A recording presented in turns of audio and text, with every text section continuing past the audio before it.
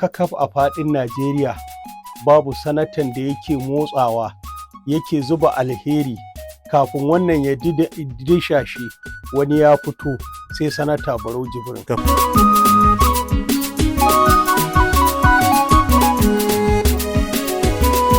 Muna ƙara godiya ga Allah subhanahu wa ta'ala da ya sa muka kasance cikin mutanen da suka fahimci sanata Barau Jibril.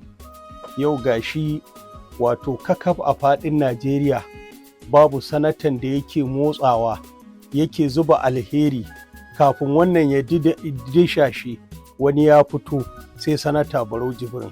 Kakaf Najeriya fa kace gida da sanatoci 109 fa ake da su a Najeriya. Kakaf faɗin Najeriya na ƙara faɗa babu wani sanata da yake motsin da sanata Barau yake. To ta wani fanni ya fi su motsawa? To ta kowane fanni.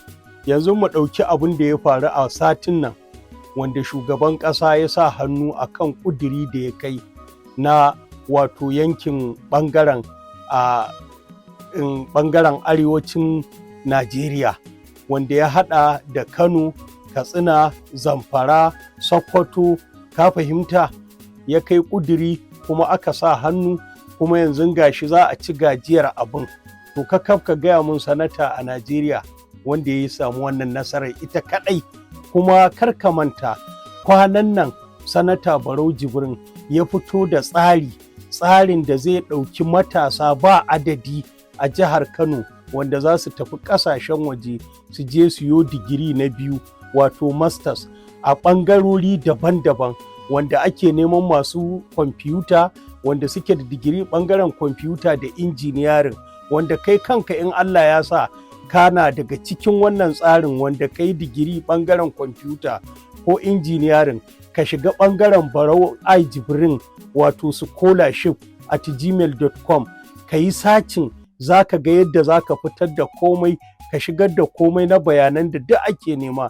Idan Allah ya ci da kai shikenan ka kama ka tafi ƙasar waje ka je ka yi digiri na biyu ba tare da ko sisin kwaban ka ba. To awa za su ce kamar wata bukata yake da ita ta takarar gwamna ya sa ya bujuro da wannan lamari ba kishi ne ya sa shi ba.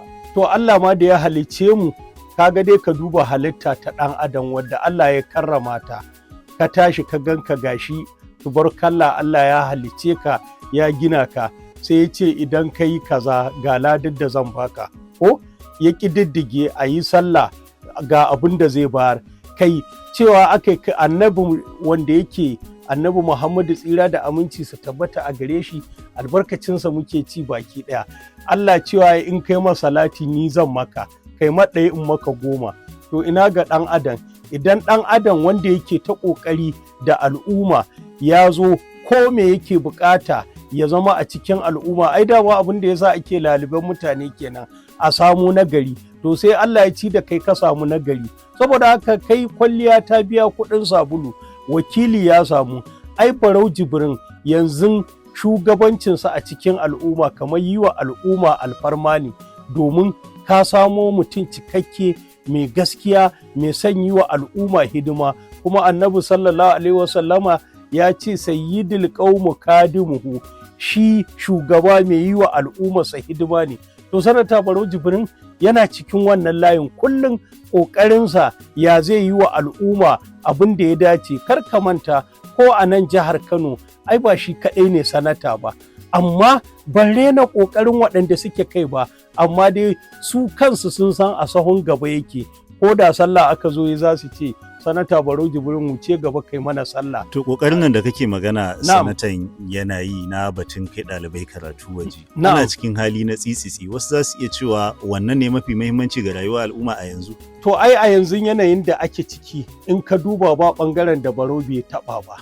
Shi yana bin tsarin al'umma a kufi lokacin ba da abinci ya bayar. Kar ka manta ba kwanan nan aka fita daga azumi ba.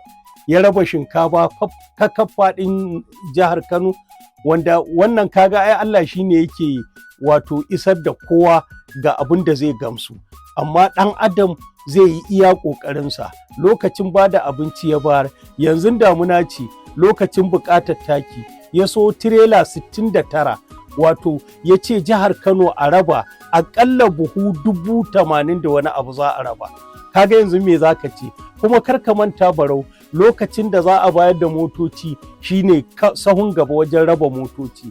Babura Barau Jibril cewa Kano ta Arewa ma duk ɗan sandan da yake yankin a ƙididdige lissafinsu a basu babura.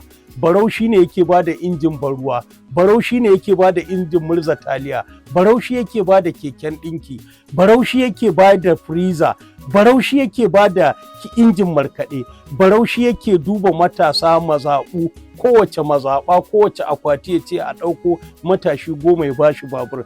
Barau shi yake tafiya masarauta ya je rushe masarautar a gina ta a maida ita ta zamani, ya ɗauko zundumemiyar mota ya ba shugaban da ke wannan masarautar saboda kyautata. Barau shi ne aka samu haɗari a jirgin ruwa na Bagwai, Barau ya je so jirage irin waɗanda ake amfani da su a ƙasashen Turai ya kawo yau ake amfani da su a Bagwai. Me kake so Barau ya maka? To ai wasu na cewa aikin su na wakilan jama'a a majalisa shine shi tsarin da zai taimaka al'umma su daina jiran irin waɗannan tallafi da wakilai. Yanzu abin da na fara gaya maka ai shine abin da aka ce su yi doka su kawo wani muhimmin abu.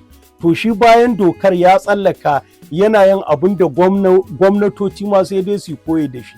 Yau idan gwamnan jihar Kano zai yi koyi da abin da Barau yake, to mutanen jihar Kano wane kuka za su yi? Tafi Kano ta Arewa, ka je idan ba Kano ta Arewa ka je ba inda za ka je ka ga wato ana dimokuraɗiyya, arziki da ni'ima ta sauka in ba Kano ta Arewa ba. To Gidado yana cewa abin da Barau yake yi gwamnatin jihar Kano kenan ba ta iya yi. Ai gwamnatin Kano sai dai ta koyi da shi.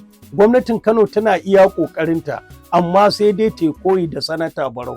Ita ma ta sani domin abubuwan da ake hatta su 'yan gwamnatin suna yin mamaki su ce wai shin shi Sanata Barau ina yake samu wannan arziki da yake ta zubawa al'ummar jihar Kano, domin yanzu ya zama ba wakili ne na Kano ta Arewa ba, wakili ne na jihar Kano, kai wakili ne na Najeriya gaba ɗaya. Domin ko mukamai da Barau zai bayar kakaf faɗin Najeriya ba inda bai jefa mukami ba.